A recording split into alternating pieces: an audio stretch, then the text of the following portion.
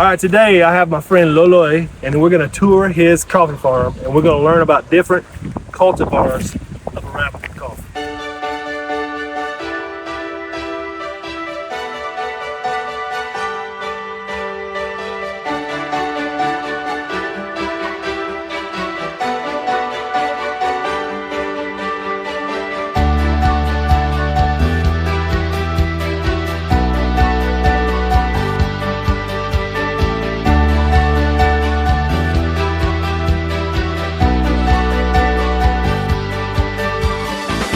Okay, so today we're here with my friend Loloy, and Loloy is going to show us the differences between the cultivars of Arabica.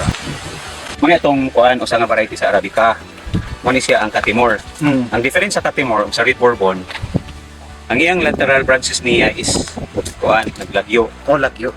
So during sa iyang fruit stage, gansita kay ngano lagyo man, unlike sa Red Bourbon nga variety nga Arabica nga iyang kuan lateral is abay-abay gid doon gid niya siya ang doon gid niya ang iyang kuan singalan na niyang sanga. Mo ni ka diferensya like kanang sa mga sweet coffee. But so far ang tipika nga Arabica. So akong maka-recommend gid sa inyo is ang Red Bourbon. Red Bourbon. Okay, pero akong panguntan, unsang benefits sa Catimor lang? Sa Catimor is of course nabilong man siya sa Arabica. So once we see nga kanang Arabica, very high in gid siya nga coffee. Considering nga smoothie, fruity, o din sweet pagid kay siya. Ang aroma niya. Then ang disadvantage lang nila sa Arabica is locally grown lang gid siya sa 1,000 above sea level nga television. So dito sa 600 above sea level, dili na siya kay ang dito na nga area is robusta naman siya sir. So mo sa isa ka unique niya nga kuan sa Arabica nga variety, it's because kuan kaning nakadugang siguro sa iyang kaungod ang choosing sa area nga high elevation, mga buknaw. So among sa coffee diri sa Philippines nga Excelsa, Liberica, Robusta ug Arabica, I would recommend sa amo sa diri lang yun ug sa mga coffee lovers is Arabica gid malupit ang Arabica. So far ang Liberica, Robusta mag-vary pag gyapon na siya sa pag-roast, sa grinding, sa pagpauga, ug sa preparations po.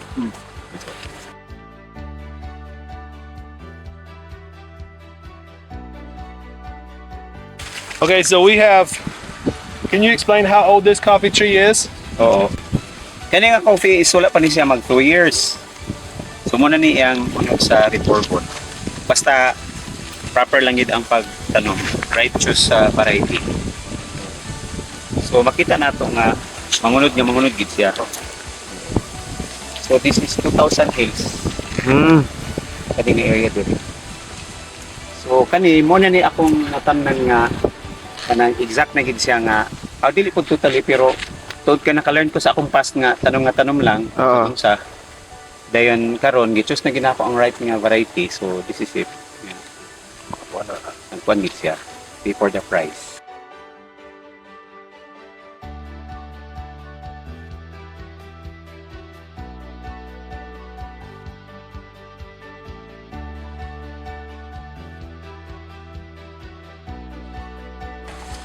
So mo sad ni ang usa nga variety sa Arabica kaning gangalan niya og tipika.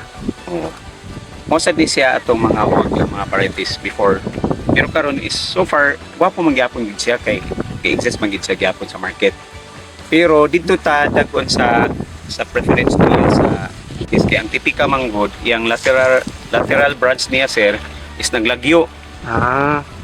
So ang mga unod niya is dili gid ingana kay inak nga kuan gid siya sa productive.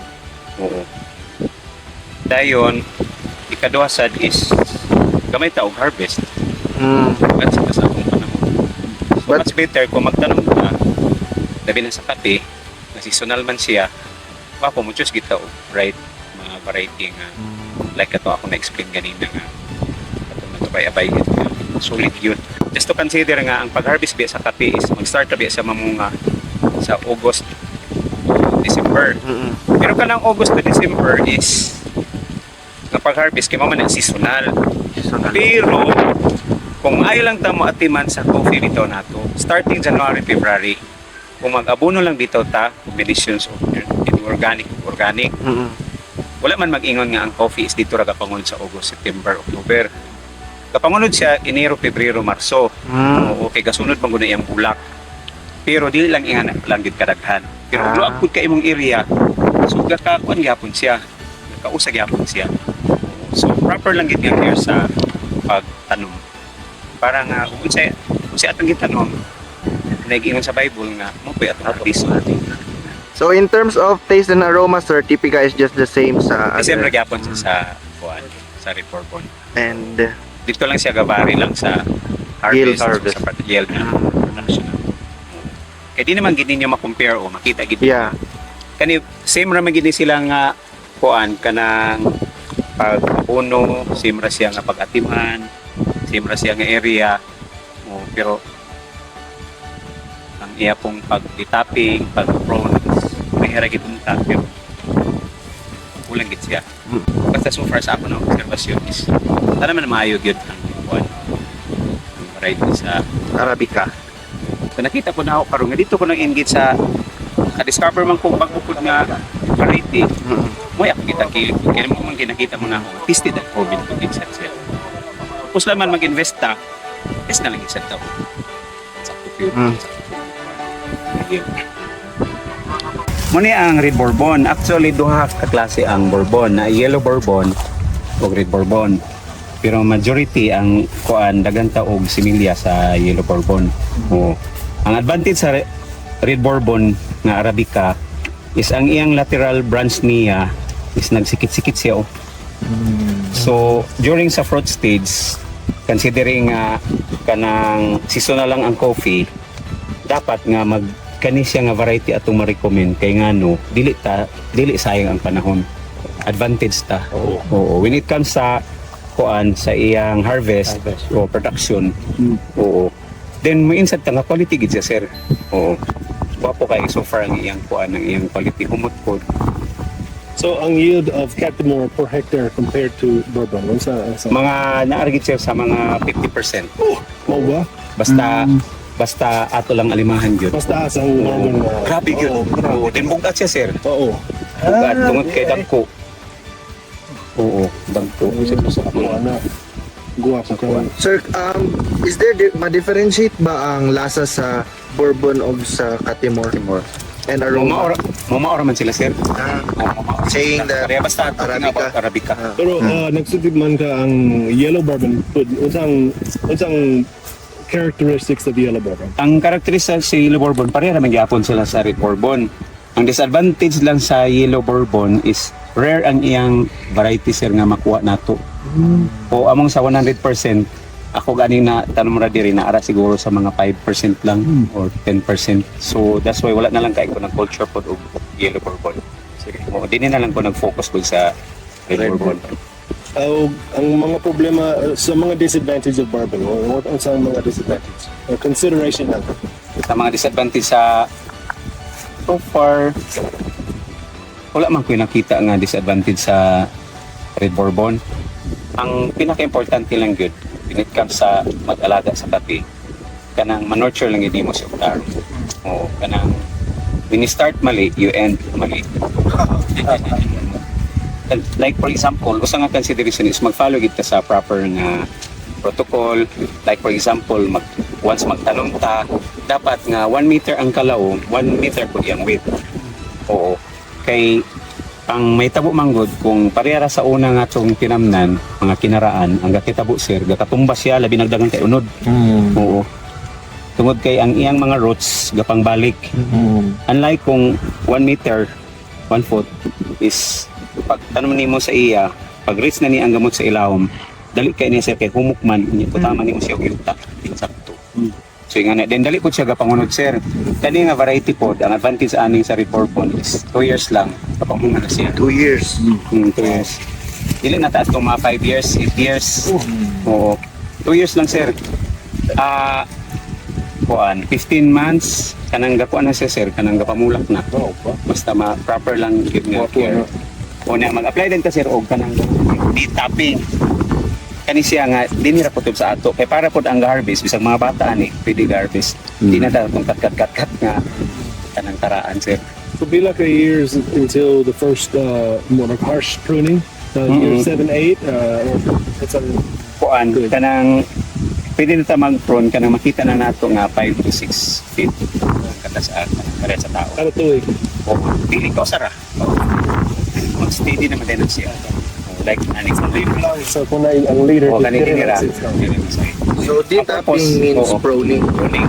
Purpose ani ang leader now because this is where you have the oxen. kanilang It'll grow water. Tapos ang iya pong kuan, iyang punuan pod dapat nga 3 to 4 lang ang iyang branch o iyang kuan. Kay the more nga daghan siya, mas daghan gailog ang iyang nutrients. O dili siya gadagko sir. Kaya mo sad ni ang effect sad sa giprone kay gikat naman nimo siya so ang iyang mga nutrients sir is ma-absorb na niya tanan. Oo, the more siya nga dinhi din siya mapain sa mga buong. Imong fertilizer kada tuig. Sounds schedule. Schedule na ako is once a month. So ginagmay lang. So imong gigamit. Nagamit ko og 14-14, gimix na ako sa urea dayon og kaning 16-20 o depende na apod pud katong triple 16 during dine og kanang naa na siya kanang fruiting stage play na ta sir katong giingon ni sir na katong sa potas kulang-kulang nga na ako gamay ni og kanang katong potassium sir manang kanagdag gadagdag iyang mga dahon kay nadaganan na sa kay unod gailog na sila. So per hectare kung right akong farm, per hectare was ang initial investment. Okay kani. Tagaanta mo og kuan na nga ma-inspire mo. Sa usa ka hektarya kani siya nga kuan nga iyang kaluagon is 2 by 2 ni siya. Oh, 2 by 2. O 2 by 2 ni siya dinhi. Ang 2 by 2 sa usa ka hektarya mosulod ang in 1 hectare is 1,700. Hills 1,800. Di na ta mag-start sa 1,000 hills. O 1,000 hills lang. Sa 1,000 hills after 3 to 5 years, mubunga na siya sir sa usa ka punuan og 10 kilos. Oo, basta matarong Red cherry. o red cherries. Red cherry. Oo. So usa na in 1 year na siya duration. Sa 1,000 kilos times na kay 10 kilos, pila siya 10,000 kilos imong ma-harvest sa year? per harvest. sa 1,000 kuan lang na siya 1,000 hills lang. 1,000 hills lang ha. Wala na ta mag-iyon atong 1,700. So meaning narata sa kapin tunga hektarya. So na kay 10,000 kilos nga cherries sa karon tag 70. So in 1 year in tunga lang kapin sa hektarya na kay 700,000. So wapo siya sir ng investment. Oo. Kanang retirement siya sir. Wapo kaayo nga. Kausara ta mo tanom sir. I-compare nato siya di lang nato pag unsa pod kay kami nagdako man gid sad ni sa high value crops like tomato, carrots. 3 to 4 months every time nga mag-harvest me fluctuating pa gid ang price. Samantala ang kape pagtanom nimo kausara ka ni tanom ganang pagigatas. I don't know 2 years from now 100 kilos na siguro ang cherries. Kausara ta mo tanom forever nimo handumon. Ang high value crops every 3 to 4 months sige kan harvest usay over pa moral pagit ka di na nagaganahan. Oo sige hangtod sir stress na lang ta kaya nagita tama. So I have one more question. So if you wanted gusto mag-encourage mga young people, consider lang ang pag-uuma. So yung gusto sa ila. Ako ma-advise lang yun labi na sa mga young generation karon nga mga farmer nga I would kuan kanang encourage sa ila nga kung mahimo tanong kita aning mga perennial nga crops. Kasi karon nga nowadays nga ang coffee is very kuan gid kayo needed. To consider karon ang worldwide market sa production sa coffee is needed kayo kay 20% lang ang exist and then 101% ang gagamit sa coffee. That's why 5 to 10 years from now ang coffee is kanang scarce gid siya. Even karon magaling nga time ga scarce gid siya. So I would encourage nga sa mga farmer nga tanom tag coffee kay nga no kanang makatabang dagantag makatabang sa atong panginabuhi, makatabang ta sa atong sikatawo o community. Unya kanang matabangan po nato atong kaugalingon. Labi na po sa atong health nga dili ka isya kausara man siya ang paghagot. The rest magamit na nato siya sa retirement. Pang retirement ka nato kay every year naman tayo handom og natay income.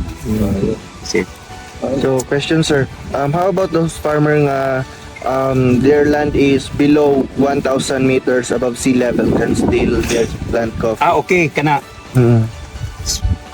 pwede sila makatanong gyapon sila pero akong advice sa ila nga pwede man sad sila mo tanom og robusta nga variety. Considering ang robusta pod karon dili masad katong mga karaan nga mga robusta. Daghan karon mga ga-exist nga gikan og Thailand nga robusta. So I would recommend daghan kay tag mga makuan pod nga mga seedlings sa robusta. Considering pod karon nga ang robusta is mahal gyapon. Oo. Sa Nestle karon is naa sa 140 per kilo na siya ang nabugas na nga robusta. Basta kay good quality lang Ano sa siya. ilang presyo karon sa Robusta? 120 to 140 sir. So kuan mo income gyapon siya labi na og kanang luag. Doble ang yield. Kanya kanang ang ako lang gid ma-recommend once magtanom ta og coffee, number 1 is choose gid ta og bright nga variety. Then ikaduha is proper nga protocol sa pagtanom, pag-implement sa fertilizer, o dayon pag-atiman.